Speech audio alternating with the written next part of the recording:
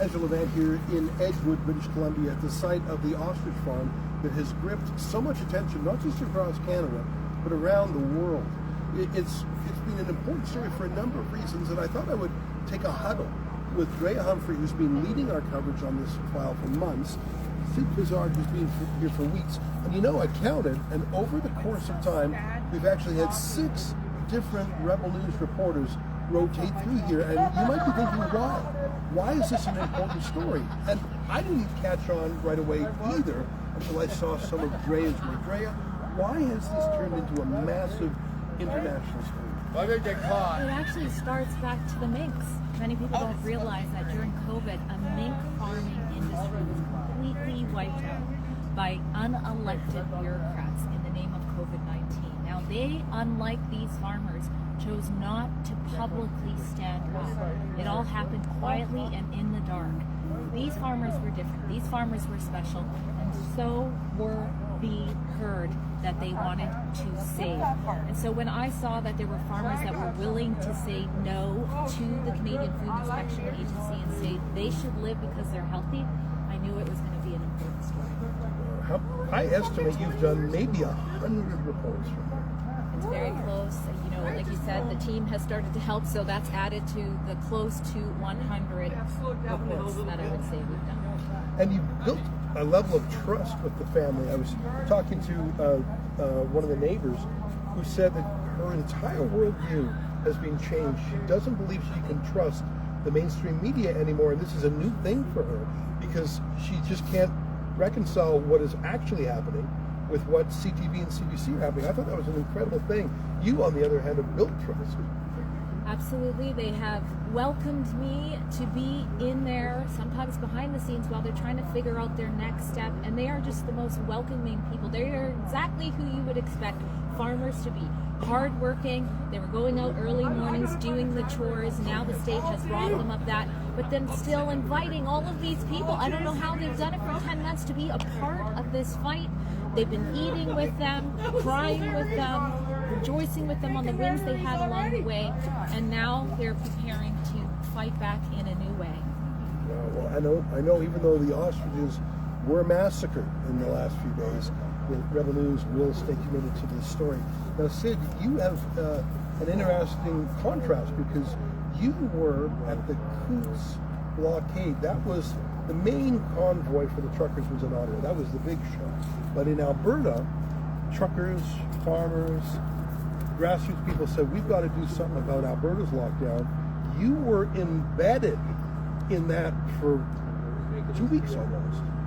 Compare, if you would, the people's sort of peaceful revolution you've seen here with what you saw in Coutts. It is actually, there are many similarities. I guess the one difference would be I was inside the security zone in Coutts, and a lot of the supporters were stuck outside, like these people are stuck outside from coming to these animals. But there is actually quite a bit of overlay, and these people, obviously, they strongly care about this story. And so much so, they've been staying here for weeks. They've got a full kitchen set up. This is the same thing we had in Coutts. In Coutts, they went from having no food in this facility that they were using to having a basement entirely filled with food. No joke. Just feeding everybody that came through, taking care of anybody who would attend. And that's the same thing they're doing here. They actually care. And that's the thing about a lot of these protesters, is they're fighting for something that's worth caring about. And that's why they're putting in the effort. And to your point, it's very similar to the Coutts blockade in more ways than just on the ground stuff. It's also the conspiratorial scientific backbone that rests behind this story that is also interesting.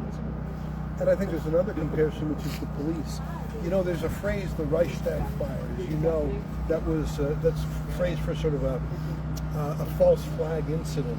That's how Hitler seized power. It was the Reichstag that being torched. In fact, so there's that phrase, the Reichstag fire. I think that's what happened in Coutts. Justin Trudeau needed a provocation so he could justify invoking the Emergencies Act. And so they arrested some guys that said, oh my God, there's a paramilitary. Like the RCMP was instructed by their boss to give them an excuse to invoke martial law. I feel like there's a similar police angle here. That the police, who have no business being here, have been here for months. The largest police operation in British Columbia right now. And especially over the last few days, it looks like they were trying to provoke the family and friends into, I don't know, violence, public disorder, so they could flip the script and have some sort of justification for arrest. Well, and the point about that is they got worse to try and make the situation worse, so that they could use more power. That seems like the default process here. And I do want to make a note about the police. As you know, we've seen the behavior that they've enlisted upon so many people here. But when I arrived, it was the middle of the night, so nobody was awake. But there are CP stop checkpoints that's right over there. That was still set up. 2 cop cars were there. And 3 out of 4 of the cops were asleep behind the wheel. And I do have a bit of footage of that. It is very dark, but you can still see that they're asleep. And to the point I'm trying to make there is, well, number one, you shouldn't be asleep on the job. But number 2, these officers are on 6 a.m. to 6 p.m. shifts every single day. They're rotating in and out. It is stressful on them as well in that capacity. Now, I'm not relieving them of the things that they've done, but the CFIA is really cracking the whip here. Can I add go to ahead. that? You talk about the stress that's on them. What we saw during the night of the killing was a shift on the officers you normally see at this front line.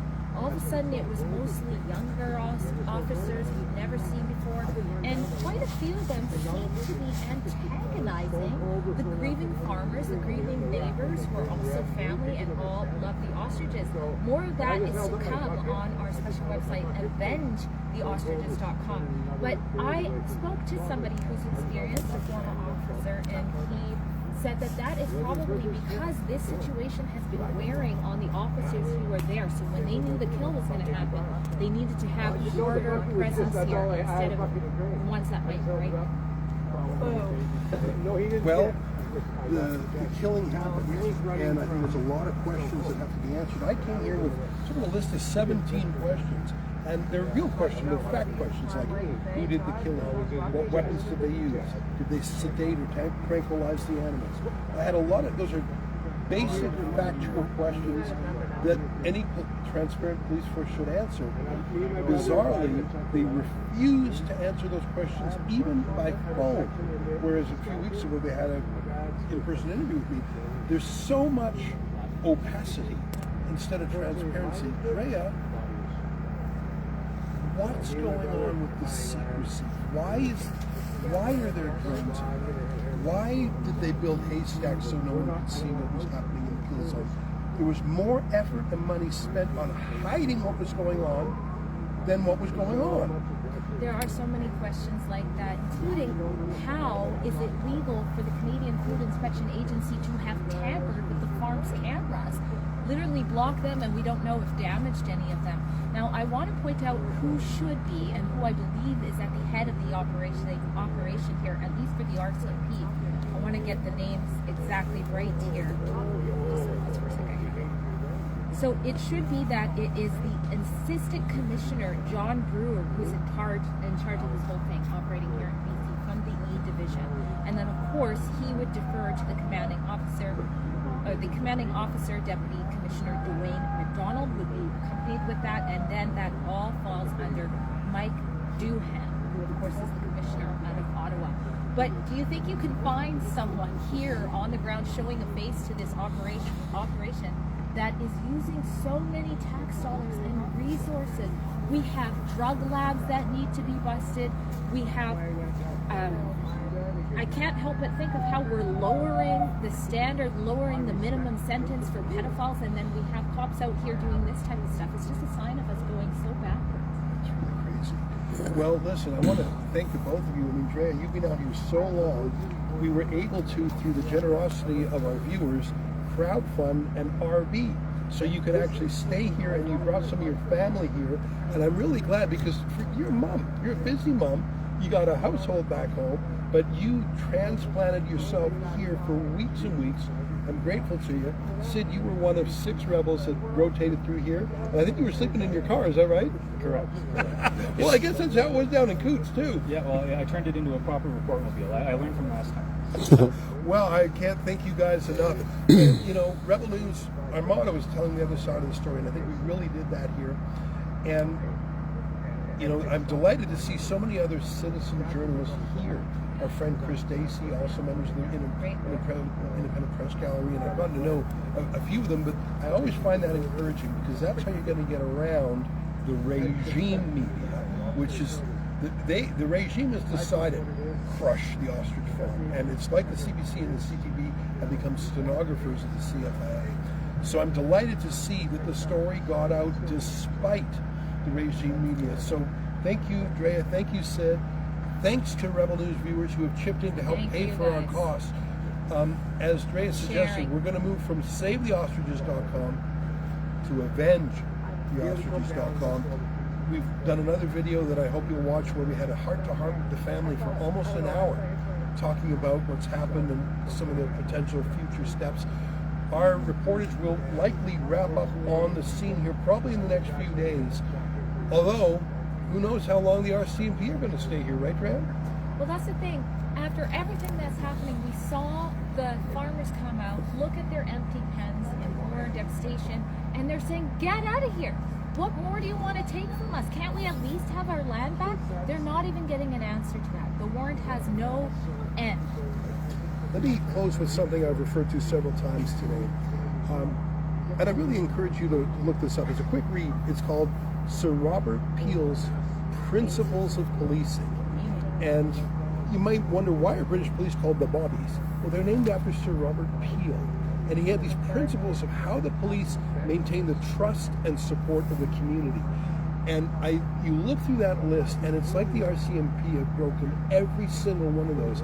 And the thing is, you can only do that so much before the community no longer respects or even obeys the police. I think the police massacred their reputation while the CFIA massacred the birds. On behalf of Rebel News, thank you for your support. And I promise you we will keep telling the other side of the story.